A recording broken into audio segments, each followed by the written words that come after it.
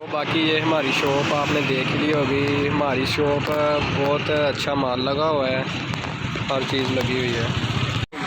तो welcome my first blog. जैसा कि आप जानते हैं मेरा नाम है अहमद इलोन, मैं मंडी अजमान में रहता हूँ। तो ये मेरा आज पहला ब्लॉग है। तो आपको बहुत ज़्यादा शोर आ रहा होगा। तो ये देखें, इधर साथ सड़क है, इधर सड़क के साथ ही हमारी शॉप है। हमारी शॉप इधर फ्रूट शॉप है इधर। तो हम फ्रूट सेलिंग का काम करते हैं। साथ में पार्क है, गुलशन पार्क, बड़ी पार्क है, और ये हमारी शॉप है। तो मैं मंडी अजमान में रहता हूँ। भावलपुर के साथ छोटा सा शहर है जिसका नाम मंडी अजमान है। मुझे ब्लॉगिंग का बहुत शौक है, लेकिन मेरे पास अच्छी डिवाइस नहीं है। तो उम्मीद है कि आप भाइयों की सपोर्ट से हम ज़रूर आगे जाएंगे इंशाल्लाह। तो प्लीज़ हमारी ब्लॉगिंग को सपोर्ट करें, आप साथ पे बहुत उम्मीद है।